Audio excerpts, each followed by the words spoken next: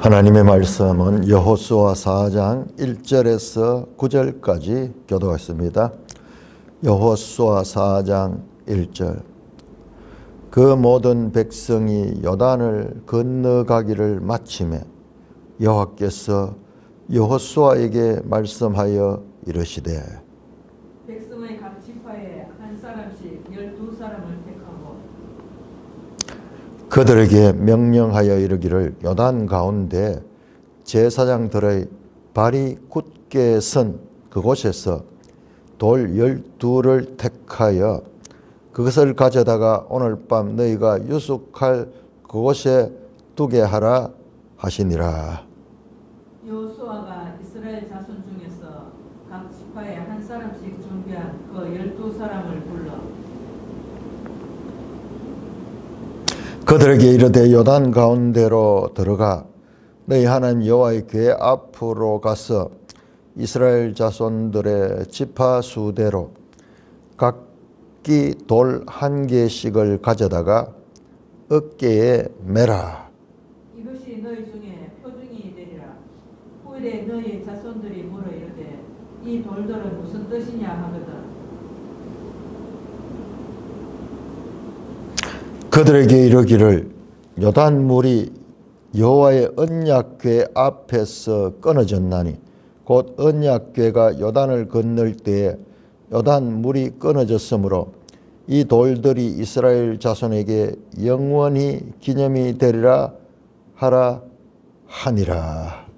이스라엘 자손들이 여호수아가 명령한 대로 행하되 여호와께서 여호수아에게 이르신 대로 이스라엘 자손의 지파의 수를 따라 요단 가운데서 돌 12를 택하여 자기들이 유숙할 곳으로 가져다가 거기에 두었더라.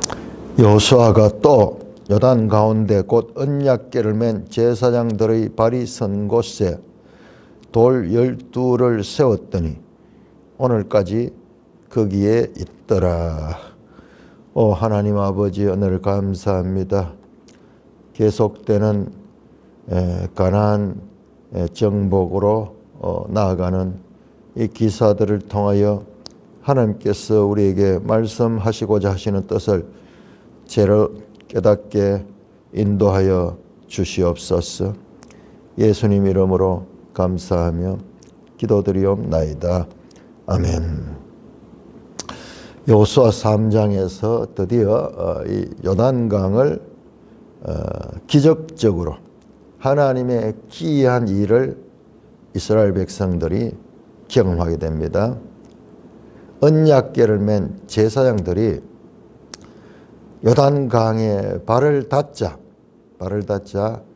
물이 멈춰서고 밑으로 내려가는 물이 끊어졌더라. 자, 그런데 그 상황을 조금 자세히 보면은 물이 멈추는 것은 요단에 발을 들어놓자마자 물이 멈췄습니다. 3장 15절 나오죠. 궤를 맨 자들이 요단에 이르매 궤를 맨 제사장들의 발이 물가에 잠기자 곧 물이 그쳤어. 그러니까 요단 강이 이 궤를 맨 제사장들의 발이 요단에 닿자 멈췄습니다. 그런데 그들이 그 멈춰서고 마른 땅이 되는 그 땅을 건너가 가지고 요단 중간으로 들어갑니다. 17절을 보면은 여호와의 언약궤를 맨 제사장들은 요단 가운데 마른 땅에 굳게 섰고, 그러니까 물이 멈추기는 발을 요단강에 대자마자 멈추었고 그 멈춰진 곳을 향하여 행진해 가지고 그 요단강 중간에 궤를 들고 서 있습니다. 그때 이스라엘 백성들이 다 그 강을 건넜습니다. 자, 그때 아직까지 이 백성들은 다 건너고 궤를 맨 제사장들은 아직까지 이 강 가운데에, 그러니까 지금 강이 말라 가지고 있는 그 강 가운데서 궤를 메고 서 있죠.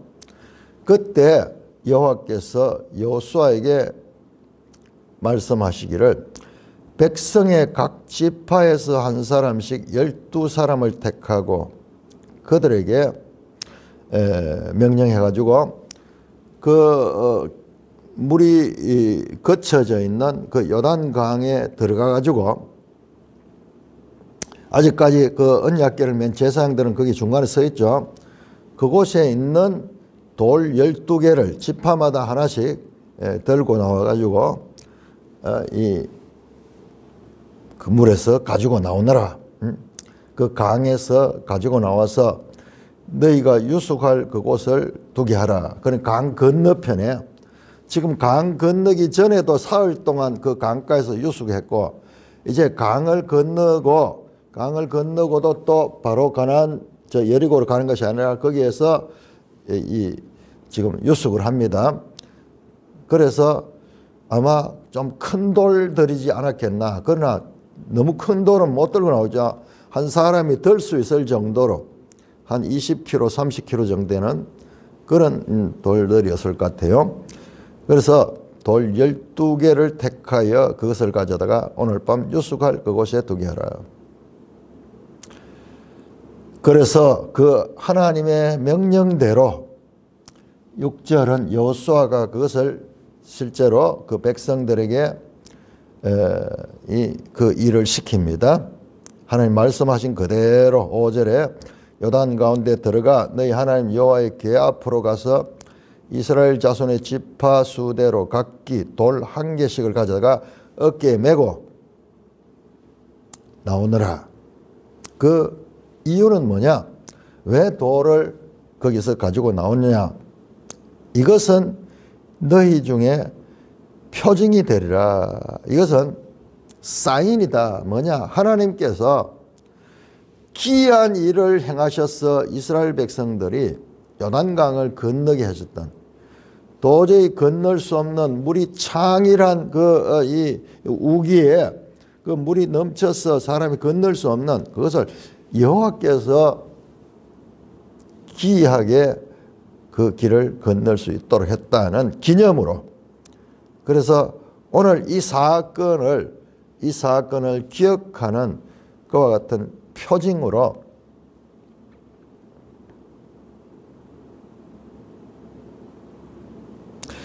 표징이 되고, 그리고 네 후손들 후일에 이제 자손들이 이 돌이 무슨 뜻입니까? 그렇게 물으면은 이 돌을 기억하면서 오늘 있었던 이와 같은 요단강을 하나님께서 건너게 해줬던 이 귀한 일에 하나의 이 기념할 수 있는 그런 용도로 사용하라. 그렇게 말합니다. 너희 중에 표징이다. 너희 자손들이 물어 이르되 이 돌들이 무슨 뜻이냐 하거든 그들에게 이르기를 요단물이 여호와의 언약궤 앞에서 끊어졌나니 곧 언약궤가 요단을 건널 때 요단물이 끊어졌으므로 이 돌들이 이스라엘 자손에게 영원히 기념이 되리라. 자, 여기에 물이 어떻게 끊어졌나 하면 여호와의 언약궤 앞에서 끊어졌다. 이 언약궤는 하나님을 상징하는 거예요. 그런데 모세 시대와 차이가 있죠. 모세는 직접 하나님을 대면하기도 하고 하나님께서 직통으로 말씀하고 그렇게 했지만은, 그러나 여기서는 하나님이 직접 나타나는 게 아니라 하나님을 대신하여 언약궤가 하나님과 같은 역할을 하는 거예요. 그러니까 이 언약궤 속에는 십계명, 하나님 말씀인 십계명이 들어있고, 이 히브리서 보면은 만나가 들어있고, 그 다음에 아론의 상란지팡이가 들어있다 그랬죠. 이게 뭐냐? 전부 하나님이 역사하셨던 그와 같은 기적적인 그 하나님의 행하심을 나타내는 그런, 그 중에서도 십계명, 하나님의 말씀이 있다. 말씀이 있는 곳, 그래서 언약궤라고 이야기하죠. 언약이라는 것은 하나님의 말씀을 가리킵니다. 이 하나님의 나는 너희를 애굽 땅 종되었던 곳에서 구해낸 너희 하나님 여호와라. 그러므로 너는 나 외에 다른 신을 섬기지 마라. 이와 같은 하나님과의 관계, 그 관계를 나타내는 그와 같은 언약입니다. 하나님이 너희를 구원해 주셨기 때문에 너희도 하나님을 섬기는데 이와 같은 하나님의 말씀대로 섬겨라. 하나의 언약입니다. 갑과 을의 언약의 종주권을 가지고 있는 하나님과 거기에 그 말씀을 지켜서 드려야 될 그와 같은 그 부속된 을의 입장의 이스라엘 백성, 이걸 종주권 조약이라고 하죠. 이 주인과 거기에 종과의 관계, 그 왕과 신하의 관계, 이와 같은 관계를 맺고 있는, 그래서 언약궤라고 나왔어요. 여러분, 법궤에 대한 이름이 여러 가지로 나오죠. 언약궤 또는 법궤, 그것도 마찬가지로 말씀을 강조되죠. 그 다음에 증거궤라는 말로 증거궤 뭡니까? 하나님이 함께 하셨던 그런 증거를 담고 있는 십계명을 주시고 아론에게 상난 지팡이를 통해 가지고 하나님의 살아계심을 보여주시고, 그 다음에 만나를 통해서 광야에서 40년 동안 생활할 수 있겠다는 하나님을 증거하는 궤다. 여기서 언약궤가 강조되고 있는 거 보면 그 말씀이 곧 하나님이다. 그 말씀의 궤가 있으니까는 그 창이라든 물이 그 궤 앞에서 멈춰서는 거예요.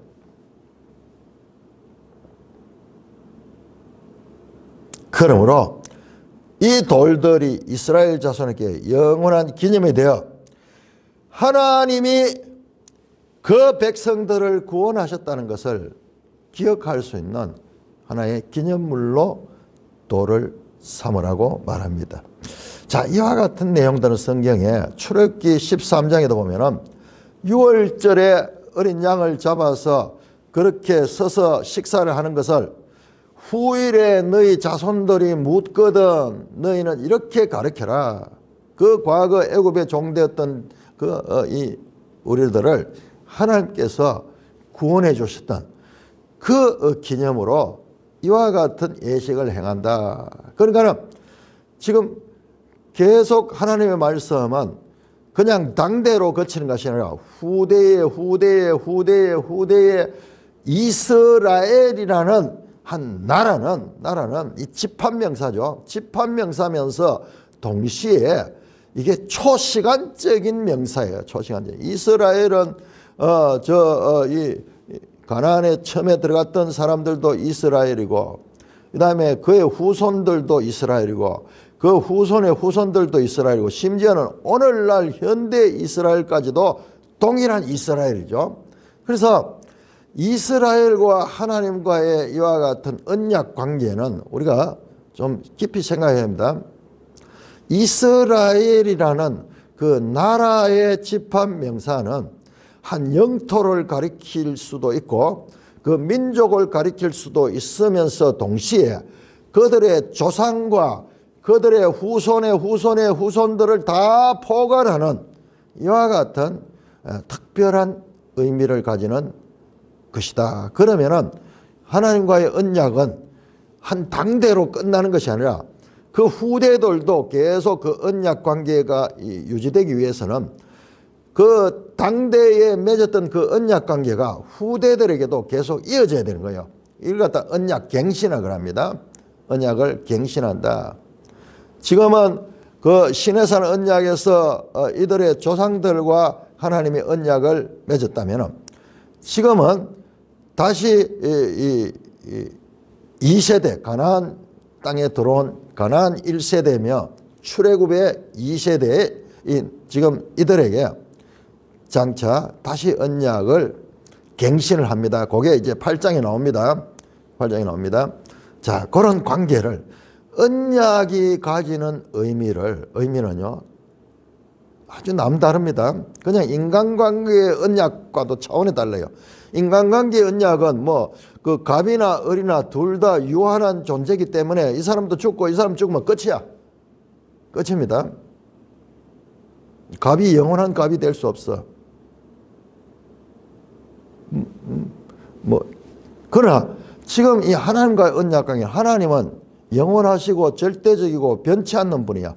그럼 백성들은 유한하고 잠시 있다 없어지는 존재들이야. 그러니까 이 언약관계는 이 인간들이 생각하는 그런 언약관계를 초월하는 초시간적인 그와 같은 언약관계다. 그래서 자, 이 언약궤가 하나님의 임재를 나타내는 그런 의미로 실제적으로 하나님의 언약궤 앞에 그 창이라던 물이 그 앞에 굴복하는 거예요. 그 굴복하는 거예요. 어제도 말씀드렸지만은 이 물은요, 고대 국가에서 바다 또는 큰 강은 그 얌신. 예. 그래서 저 고대 중동의 신화 같은 걸 이런 걸 보면은 얌신이 혼돈과 폭풍의 신이야. 그러니까 이 얌신이 최고 신이야. 땅의 신인 바알이 이 얌신한테 이길 수가 없어. 실제로 그렇죠. 바다가 더 크잖아요. 그래서 이 바다는 인간이 도저히 다스릴 수 없는 그와 같은 괴물과 같은 그와 같은 힘을 가지고 있다. 그래서 바다의 용 이야기하고 리오야탄 관계 괴물이야. 괴물. 그래서 바다는 통제불능의 힘을 가진 그런 이 대상인데 지금 이 큰 강도 마찬가지예요. 그런데 이 언약궤 앞에 멈춰섰다는 것은 하나님의 권능이 이 세상에 어떠한 힘 있는 것도 제압한다는 그와 같은 상징적인 의미가 있습니다. 자, 그래서 이 돌들을 기념해라. 후대에 가면서도 계속 기념하도록 12돌을 취하여서 영원한 기념이 되도록, 영어 성경에는 메모리얼 레코드, 기억할 수 있는 기록으로 그렇게 기억할 수 있는 그런 기념품으로 그 돌을 세워라. 그래서 우리는 흔히 이제 뭐 전 세계적으로 그런 기념비들이 있죠. 기념비들인데 그런 것보다 더 앞선, 여기는 뭐 글을 쓰고 이런 게 아니라 그냥 돌 12개 자체가 이 하나님을 기념하는 그와 같은 요단 도하를 기념하는 그런 물로 사용하라고 말씀합니다.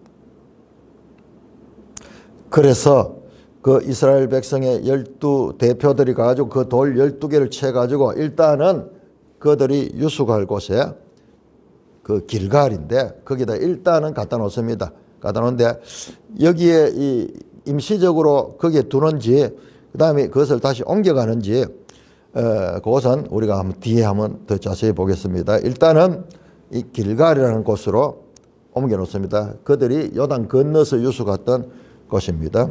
자, 그런데 9절에 보시면은 여호수아가 또, 자, 지금까지는 이스라엘 12지파가 행한 거고 또 요단 가운데 곧 언약궤면 제사장들이 발이 선 곳에 돌 12를 세웠더니 오늘까지 거기 있더라. 조금 난해한 구절이에요. 자, 두 번 세웠습니다. 그러니까 12지파의 대표들이 가서 돌 12개를 거기서는 물에서 그 이 강, 마른 땅이죠. 그 강 안에 뭐 돌들이 많죠. 그 큰 돌들을 끄집어내 와가지고 진 밖으로, 진이 있는 곳으로, 그 길갈입니다. 장소가 앞으로 나오는데 자기들이 유숙하는 그 진으로 돌을 내놨습니다. 그런데 9절은 이번에는 여호수아가 주어입니다. 여호수아가 요단 가운데 그 제사장들 아직까지 물에서 나오지 않고 있어. 저 강에서 나오지 않죠. 물은 멈춰섰고 강에서 나오지 않는 그들에게 여호수아가 들어가지고 그들이 서 있는 자리에다가 돌 12를 세웠더니 오늘까지 거기에 있더라. 참 이상하죠. 자, 왜냐 그러면은 이제 곧 이 언약궤를 맨 제사장들도 밖으로 나오거든요. 여호수아도 물로 나왔고 나오면은 물이 다시 덮여버려. 그러면 물 속에 돌을 세웠다 가는 게 되는데 그런데 그게 오늘까지 거기에 서 있더라. 조금 이 난해한 그런 부분입니다. 그래서 매일 성경의 그 주석에도 보면은 여호수아가 세운 12돌이 길갈의 12돌과 다른 것이 아니라 여호수아가 세운 12돌을 가져다가 길갈에 세웠다고 보는 견해도 있다. 그러니까 이게 난해 구절이요. 이렇게 보면은 두 번 돌을 세워서 12지파의 대표들이 가서 돌 12개를 끄집어내 왔는 그 돌, 그걸 길갈에 세우고 그 다음에 여호수아도 또 들어가서 그 돌을 세웠는데 근데 그 안에다가 돌을 세우면은 물이 지나가 버리면은 뭐 그게 기념이 됩니까? 그래서 좀 난해한 구절입니다. 그래서 여기에 대해서 성경학자들의 이 견해가 다릅니다. 우리 매일 성경을 어떻게 해석했냐 그러면은 12돌을 여호수아가 길갈로 가져갈 돌들 외에 그 12지파의 대표들이 가서 가져나온 돌은 길갈로 가져가는 거고 그 다음에 여호수아가 그 마른 강바닥 안에 12개의 돌을 채웠다. 이건 하나님 명령한 것은 아니지만은 이스라엘 백성의 유익을 위해 창의성을 발휘했다. 하나님 명령한 최소한 것이 아니라 하나님의 영광과 공동체의 유익을 위해 다양한 일을 시도할 수 있습니다. 해석이 참 좋은데 그런데 오늘까지 거기 있더라. 있는지 없는지 어떻게 알아? 그리고 곧 이 뒤에 다음 장면 보면 물이 와서 그것을 다 덮어버리는데 그래서 조금 난해한 구절이다. 난해한 구절이다. 그렇게 볼 수가 있습니다. 자, 여기에서 잠깐 한번 3장과 4장을 전체적으로 한번 보겠습니다. 자, 뭡니까? 4장은 요단을 건너고 난 다음에 그 요단의 사건을 기념하기 위한 그와 같은 이 내용이죠. 그 사건. 그 다음에 3장도 자세히 보시면요.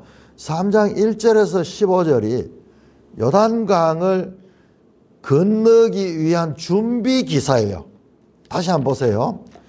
3장 1절에서 15절까지 뭐 어떻게 준비를 하고 어떻게 가고 대열은 어떻게 맞추고 언약궤를 든 그 제사장들이 먼저 들어가고 그 뒤에 거리를 900m 정도 2000규빗 정도 떼어가지고 백성들이 행진을 하며 이런 이야기지 실제로 요단강을 건너는 내용은요 16절에 딱 한 절에 나옵니다. 16절에 곧 위로부터 흐르는 물이 거쳐 사르단 가까운 사이고 그래서 백성들은 여리고 앞으로 건너갔다. 딱 하면 한 절밖에 안 나와요.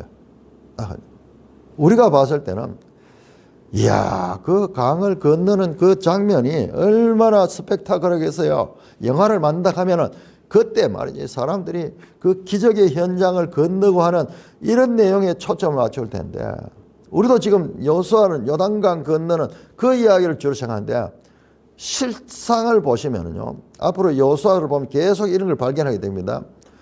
그 기적 중에 기적인 그 창이라던 강이 멈추는 것은 단지 한 절밖에 기록되어 있지 않아요. 그러면 그 앞선 그 강을 건너는 과정에 하나님의 명령을 따라야 되는 그런 내용이요. 자, 오늘 4장도 마찬가지죠. 4장도 이제 강을 건너는데 강을 건넌 다음에 그 강 기이한 사건을 경험했던 그것을 기념하는 이야기가 4장 전체에 나옵니다. 3장과 4장은 요단강을 건너는 기사인데 요단강을 실제적으로 건너는 기사는 딱 한 절, 3장 16절 한 절이고 나머지는 뭐예요? 그 앞선 것도 요단강을 준비하는 그와 같은 것. 그 다음에 이 4장도 요단강을 이 사건을 기념하는 그런 내용들이 됐어요. 자, 제가 왜 이야기를 하냐 하면 앞으로도 우리가 이 정복전쟁이 말이라고요. 정복전쟁도 자세히 보면요. 실제로 전쟁을 하면서 큰 싸움에서 이기는 내용은 단 한 절로 기록되어 있어요. 그런데 그 전쟁을 준비하거나 그 전쟁에 대한 의미를 설명하는 내용들이 앞뒤로 가득 차 있어요. 지금 이것도 그렇잖아요. 정작 요단강을 건너는 내용은 3장 16절 한 절인데 그 앞에 나오는 모든 내용들도 그 요단강을 건너기 위한 준비 과정, 그 다음에 4장 전체도 요단강을 건넌 후에 그것을 기념하는 그런 이 과정, 이런 거예요. 그런데 우리는 생각할 적에 보통 관심이 어디냐면 그 기적 그 자체에 관심이 많아요. 요단강을 건너는 그 장면인데 뜻밖에도 하나님의 말씀에는요, 기적 그 장면은 너무나 단순하게 처리되어 있어요. 이 복음서에도 신약 성경 맞아요. 예수께서 귀신을 어떻게 쫓아냈다 이런 이야기 별로 없어요. 그냥 곧 귀신이 나가니라. 성경에서 여러 기적들이 나오지만 그 기적들 그 자체보다도 그 기적을 행하시는 하나님의 그 이 말씀, 그 다음에 그 하나님에 관한 내용이 강조가 되고 있고 그 백성들이 어떻게 그 말씀에 순종하야 되는가가 강조되지, 기적 그 자체는 실상 너무나 짤막하게 다닙니다. 이건 어떻게 보면 하나님 앞에 이런 기적들은 아무것도 아니에요. 왜냐? 하나님은 말씀하심으로 천지를 창조하셨어요. 근데 이런 바다 물 같은 거 뭐 가르고 강을 가르고 이런 거는 하나님 앞에 뭐 일도 아니야. 우리에게는 너무나 기이한 일이지만, 그런데 우리들은 그 기적 그 자체에 관심을 많이 가지고, 그런데 이 분량을 한번 보세요. 분량을. 정작 기적 그 자체는 단 한 절이고 그 다음에 3장 전체 4장 전체가 그 기적을 행하시는 그 하나님의 말씀에 대해서 어떻게 순종하고 그 기적 사건을 어떻게 후세에게 가르쳐야 될 것인가를 가르치는 내용으로 가득 차 있어요. 자, 얘가 왜 이와 같은 말씀을 드리냐 그러면은 이게요, 우리의 관심과 하나님의 관심이 다른 거예요. 우리는 기적 크기에 초점을 맞추고 오늘날도 많은 그 뭐 능력 있는 주의 종이라는 사람들도 막 기적을 행하고 뭐 병을 낫게 하고 뭐 기적을 행하고 막 이런 능력을 받기를 얼마나 원하냐. 왜냐? 그 능력을 받고 남다른 그런 은사를 가지면 사람들이 많이 모이는 거예요.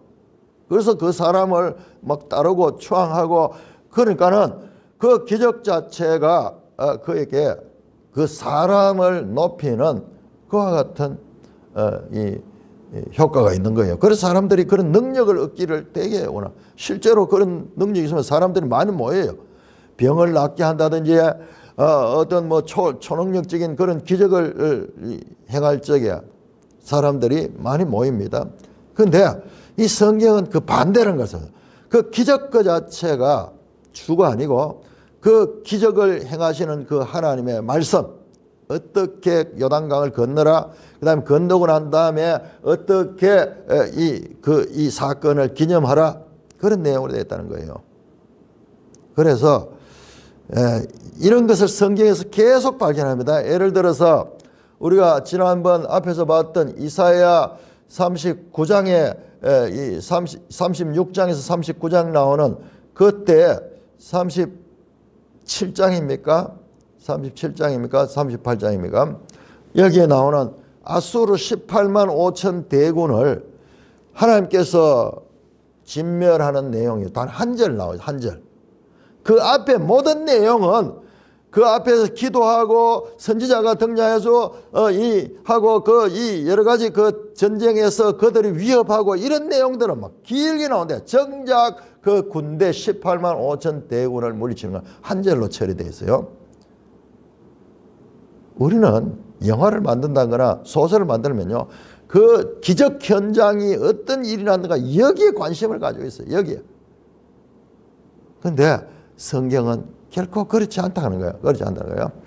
그래서 여호수아서에도 앞으로 이런 그와 같은 면, 기적 그 자체보다는 그 기적의 이 주인 되시는 하나님의 말씀, 그 기적을 통해서 후세까지 교훈하시기로 하는 하나님의 뜻, 이런 것들이 강조됐다는 것을 알 수가 있습니다. 자, 10절에서 4장 10절에서 14절까지 교독하겠습니다. 또 여호와께서 여호수아에게 명령하사 백성에게 말하신 일, 곧 모세가 여호수아에게 명령한 일이 다 마치기까지 궤를 맨 제사장들이 요단 가운데 서 있고 백성은 속히 건넜으며 모든 백성이 건너기를 마친 후에 여호와의 궤와 제사장들이 백성의 목전에서 건넜으며 르벤 자손과 갓 자손과 므낫세 반지파는 모세가 그들에게 이런 것 같이 무장하고 이스라엘 자손들보다 앞서 건너갔으니 무장한 4만 명 가량이 여호와 앞에서 건너가 사울에고 여리고 평지에 이르니라. 그날에 여호와께서 이스라엘 모든 이스라엘의 목전에서 여호수아를 크게 하시며 그가 생존한 날 동안 백성이 그를 두려워하기를 모세를 두려워한 같이 하였더라. 자, 또 이제 두 번째 여호와께서 여호수아에게 명령했습니다.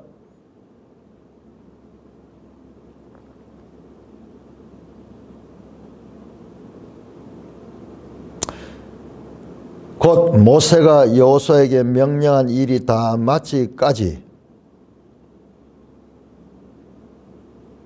궤를 맨 대상 요단 가운데 서 있었다. 자, 계속 아직까지 그 궤를 맨 제사장들은 그 마른 강 중간에 지금 계속 서 있었죠. 자, 백성은 속히 건넜으며 모든 백성이 건너기를 마친 후에, 자, 이것도 내용이 보시면은 이미 3장 17절에 건넜거든요. 자, 여러분 3장 17절 보세요. 여호와의 언약궤를 맨 제사장들은 요단 가운데 마른 땅에 굳게 섰고 그 백성은 요단을 건너기를 마칠 때까지 그 모든 이스라엘 백성들은 마른 땅으로 건넜더라. 이미 나왔거든요. 근데 여기 또 나와요. 그러니까 요 3장 4장 부분에 있어 가지고 조금 표현상 매끄럽지 못한 부분 또 나올 겁니다. 자, 잠깐 성경에 그런 부분이 있다 하는 것은 우리가 알아야 돼요. 그렇다고 이걸 지금 뭐 말씀이 잘못됐다, 이 말씀을 믿을 수 없다, 이런 의미가 아니에요. 정확하게 하나님의 말씀 성경 속에 이런 부분들이 있다 하는 것을 제가 말씀을 드린 겁니다. 자, 같은 내용이 지금 반복인 백성은 속히 건너 모든 백성이 건너가기를 마친 후에 여호와의 궤와 제사장 백성이 목전에서 건넜다. 자, 여기서 강조하는 것은 이 부분들 제사장들이 이제 물에서 저 강에서 나오는 그 이야기를 하려고 이제 뭐 그렇게 볼 수 있어요. 그러니까 백성들이 다 건넌 후에 이제 언약궤를 맨 제사장들이 몇 명이 되는지 모르지만은 아마 이 궤를 매니까는 저 뭐 4사람이 될 수도 있겠고 그렇겠습니다. 수가 안 나와요. 자, 그래서 이 사람들이 최종적으로 그 백성이 보는, 이 백성은 지금 다 강을 건넌 백성이죠. 강을 건넌 백성들이 보는 가운데 최종적으로 그들이 이 제사장들이 마른 강에서 나옵니다. 나오자마자 뒤에 또 나옵니다. 뒤에 나오는 내용이 다시 또 나와요. 자, 그리고 12절에 르벤 자손, 갓 자손, 므낫세 반지파, 즉 요단 동편의 지파들이 또 이야기 나와요. 모세가 그들에게 이른같이 무장하고 이스라엘 자손보다 앞서 건너갔다. 이 요단강을 건널 적에 제일 먼저 이 그 백성 진 가운데서 이 요단 동편 지파들이 앞장서서 건너갔다. 왜? 그들이 1장 14절에서 그렇게 말씀했거든요. 이 백성들 앞서서 너희가 여기에 건너가라. 그렇게 해서 그 이야기를 합니다. 앞서서 건너갔습니다. 자, 그런데 그 요단 동편 지파가 무장한 4만 명 가량이 요 앞에서 건너갔다. 그러니까 요단 동편 지파만 2지파 반만 해도 한 4만 명이 되니까는 대충 이스라엘 12지파의 이 수요를 알 수가 있겠죠. 여기에는 이 사람들은 지금 현재 여기에는 남자들만 있어요. 남자들만. 왜?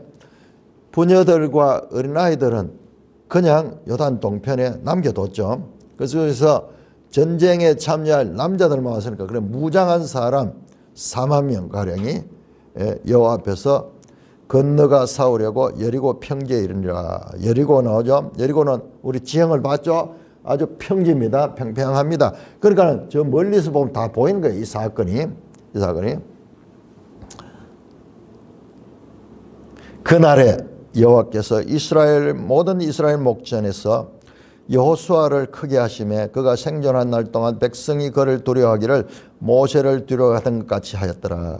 자, 이 사건 요단강을 도할 적에 하나님이 기적으로 하신 이 기이한 이 사건 자체가 이스라엘 백성들에게 여호수아의 권위를 여호수아가 명령하신 대로 행하니까는 이와 같이 불가능한 이러한 일도 행할 수 있게 하신다. 그러니까 이제 앞으로 가나안 땅을 정복해야 되는데 백성들의 어떤 이 자신감이 생기겠죠. 여호수아의 말을 따르면은 우리가 이 어려운 일들을 돌파할 수 있겠다. 그런 신뢰감을 가지는 사건이 되는 거예요. 이 사건이 큰 신뢰감을 줄 수 있는 사건이 되어서 모세를 이어서 지도권을 이양받았지만은 그 실력을 또한 백성들이 알게 됨으로 말미암아 모세처럼 이스라엘의 지도자로 이 자리매김을 하는 여호수아를 또한 보게 하십니다. 하나님께서 여호수아를 이 사건을 통해 여호수아를 크게 하셨다. 여호수아의 권위를 백성들 앞에 인정받게 하셨다. 그러면은 그 다음부터 이 여호수아의 말이 이제 힘이 있게 되죠. 백성들이 그 말의 권위 앞에 순종하게 되죠. 그래서 이 사건은 가나안 정복이라는 앞으로 있을 아주 중요한 사건에 있어가지고 큰 그와 같은 그 여호수아의 지도권을 확립시켜주는 그런 역할도 했습니다. 자, 15절에서 17절까지 교독합니다. 15절 여호와께서 여호수아에게 말씀하여 이르시되 증거궤를 맨 제사장들에게 명령하여 요단에서 올라오게 하라 하신지라. 여호수아가 제사장들에게 명령하여 이르기를 요단에서 올라오라 하매 여호와의 언약궤를 맨 제사장들이 요단 가운데서 나오며 그 발바닥으로 육지를 밟는 동시에 요단물이 본 곳으로 도로 흘러서 전거같이 언덕에 넘쳤더라. 자, 제사장들이 이제 물에 저 강에서 올라오는 내용 앞에 나왔었죠. 자, 이 11절에 나왔죠. 모든 백성이 건너야 여호와의 궤와 제사장들이 백성의 목전에서 건넜다 나오는데 여기 또 나오죠. 자, 이번에는 그 나왔다 하는 단순한 이야기가 나오는 과정을 자세하게 설명합니다. 여호와께서 여호수아에게 말씀하셔가지고 그 마지막 말은 요단 강 안에 들어있는 제사장들, 즉 여기는 또 언약궤가 아니고 증거궤로 나오네요. 증거궤를 맨 제사장들에게 명령, 요단에서 올라오게 하라 명령하는 거예요. 그러니까는 여호수아 제사장들에게 이렇게 요단에서 올라오라 말씀대로 하나님께서 말씀하신 대로 그대로 여호수아가 행합니다. 그러니까는 여호와의 언약궤를 맨 제사장들이 요단 가운데서 나오며 여기는 또 언약궤로 나오네요. 그러니까 이게 원어가 다릅니다. 원어가 달라요. 그러니까 그대로 번역했는 거예요. 그러니까는 이 언약궤의 이 다양한 이름들은 언약궤의 속성을 드러내는 그런 것이기 때문에 다양하게 그렇게 표현하고 있습니다. 그리고 더 자세하게 이들이 육지에 올라오니까는 일어난 사건, 앞에서 안 나왔는 거, 그들이 이제 지금까지는 강 안에 발이 있다가 이제 강 발바닥으로 육지를 밟는 동시에 앞에서는 강에 들어가서 강물에 발을 넣는 동시에 물이 거쳤고 이번에는 그들의 이 발이 이 강에서 육지로 내딛는 동시에 요단물이 본 곳으로 도로 흘러서 정과 같이 언덕에 넘쳤더라. 아주 자세하게 기록하죠. 여러분 15절 한번 15절하고 딱 대조를 해서 보면은 더 실감이 납니다.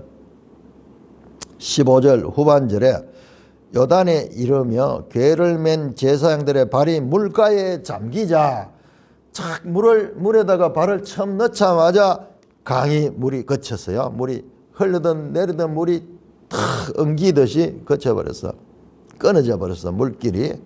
그런데 이번엔 반대로 이제 그들이 강에서 발을 육지로 디디자마자 이제 멈췄던 강물이 다시 확 흘러 전과 같이 언덕에 넘쳤더라. 전과 같이 뚜개까지 물이 넘쳤다. 공동번역 이렇게 되어 있습니다. 창이란 물에서 엄청난 물이 뚜개까지 넘칠 정도로 흐르던 물이 멈춰섰고, 그 다음에 이들이 발을 육지에 대자마자 그 물이 다시 흘러가는 이 장면. 하나님의 기이하신 그와 같은 능력을 보여주고 있습니다.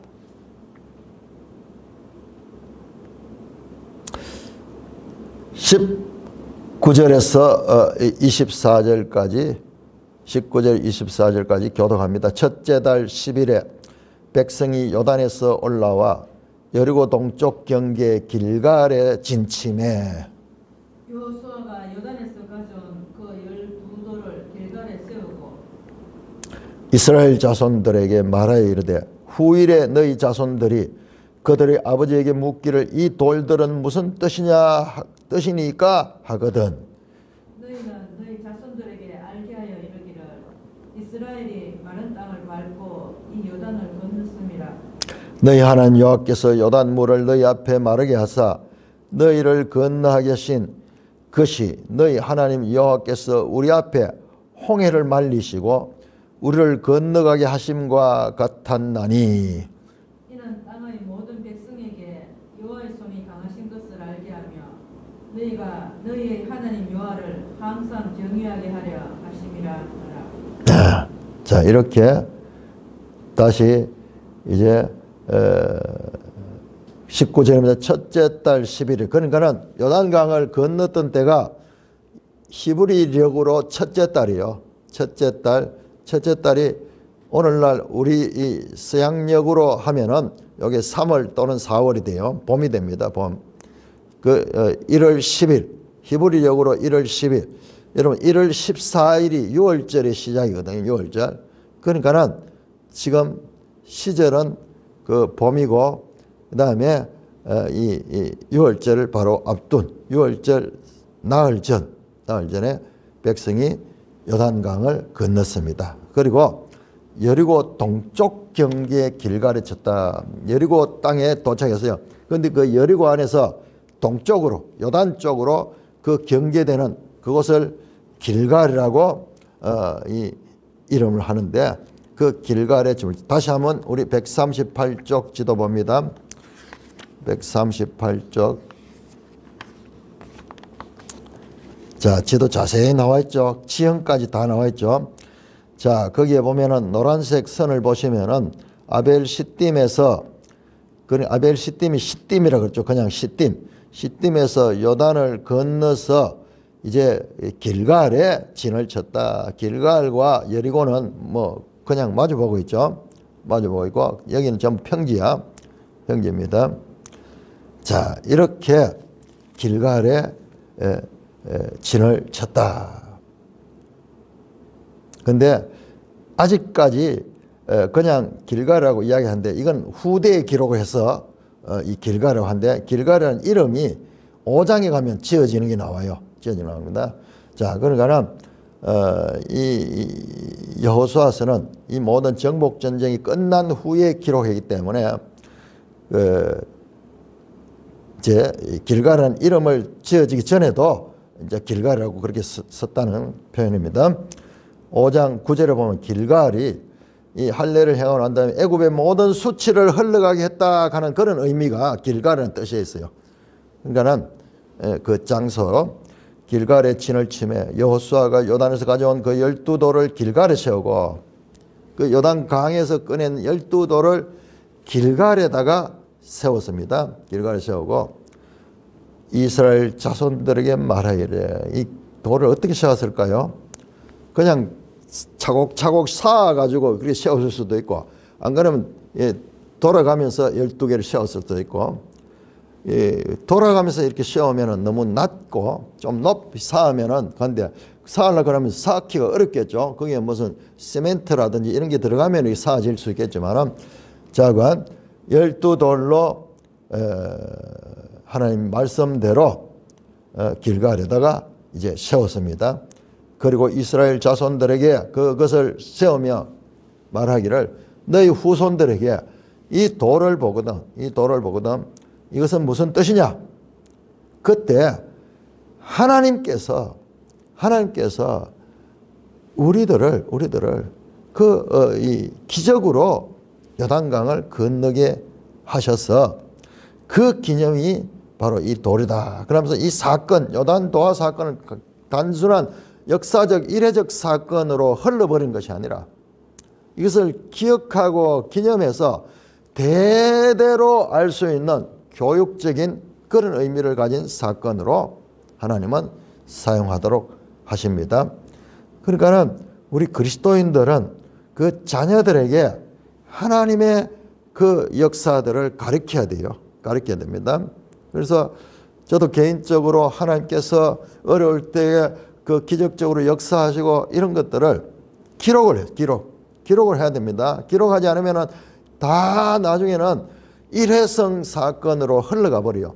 그러나 기록을 해서 후손들이 가르쳐 주면은 두고 그것이 이 교육적인 효과가 있고 그다음에 그럴 적에 그 자녀들도 그 자녀의 자녀들도 나중에 우리 조상들이 이런 하나님을 체험하셨구나 하는 그런 개인적 가정적인 그와 같은 이 기념이 될 수 있는 그 하나님 신앙을 전수할 수 있는 아주 중요한 그런 하나의 증거가 될 수가 있겠죠. 23절이면 너희 하나님 여호와께서 요단물을 너희 앞에 마르게 하사 너희를 건너시 너희 하나님 여호와께서 홍해를 말리시고 우리를 건너냐. 여호와께서 하셨다. 이 요단을 건너서 마치 우리 조상들이 홍해를 건너게 여호와께서 건너게 하신 것 같이 여호와께서 이와 같은 일을 하셨다. 자, 여러분 여기에서 우리가 또 알 수 있는 것은요. 신앙의 이런 기적적인 일을 세대마다 하나님께서 반복하시지 않는다는 거예요. 큰 사건을 통해 가지고 후세대들도 그와 같은 하나님을 기억하게 하시는 그런 용도로 쓰지 왜 우리는 모세시대와 같은 이런 홍해를 건너게 하는 그런 홍해가 갈라지는 그런 기적을 우리는 경험하지 못하는가? 요단에 그것도 우리한테도 있으면 좋겠다. 물론 하나님께서 필요하면 그렇게 하겠지만은 성경에 나오는 하나님 보면 그런 한 사건, 큰 기이한 사건들을 통해 가지고 그것을 당대뿐만 아니라 후대까지 교육하고 하나님을 기억할 수 있는 하나님을 증거할 수 있는 그런 사건으로 활용하시기를 원한다는 것입니다. 그러니까 그렇게 하면은 내한테도 그 신앙이 지속되고 유지되고 뿐만 아니라 내가 가진 그 신앙이 후손들에게도 전해지고 그 후손의 후손들에게도 전해질 수가 있겠죠. 이 사건 자체가 그렇게 중요한 것이 아니고 이 사건을 통해서 하나님을 기억하고 그 하나님을 믿는 신앙을 가지게 하는 그와 같은 것을 하나님께서 원하시는 것을 알 수가 있습니다. 자, 이 사건은 23절의 요단 사건, 홍해 사건을 겹쳐서 말씀하시면서 이와 같은 이 기적들, 하나님이 행하시는 기이한 일, 니플라우트의 사건들은 땅의 모든 백성에게 여호와의 손이 강하신 것을 알게 하며 너희가 너희 하나님 여호와를 항상 경외하려 하심이라. 나오죠? 땅의 모든 백성들이 하나님이 누구신가? 하작 강하신 분이다. 그래서 알게 하고 그러므로 너희가 항상 여호와를 경외하는 하나님은 하나님이시다. 온 땅의 하나님이시며 하나님은 전능하신 하나님이어서 어떠한 것들도 해결할 수 있고 저 야암과 같은 저 바다의 용과 같고 강들의 누운 악어와 같은 저 흉흉한 파도로서 사람들을 위협하고 사람들을 쓸어가 버리는 저 바다 저 큰 강 창이란 강 그 강들도 하나님은 제압하시는 전능하신 하나님이다. 이런 하나님을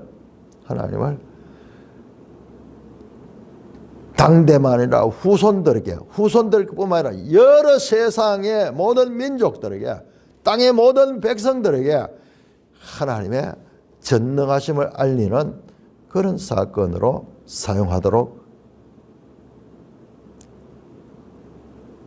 후대들에게 가르치라고 말씀하고 있습니다.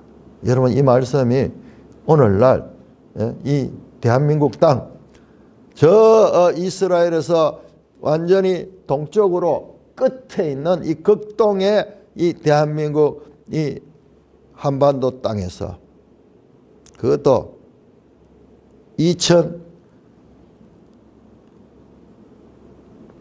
3300년 후에 저와 여러분들이 이 사건을 통하여 하나님을 기념하고 그 하나님의 능력을 알고 그 하나님을 경외하게 하는 이 말씀이 지금 우리에게도 이렇게 지금 유효하게 사용되고 있는 것입니다. 찬송가 63장입니다.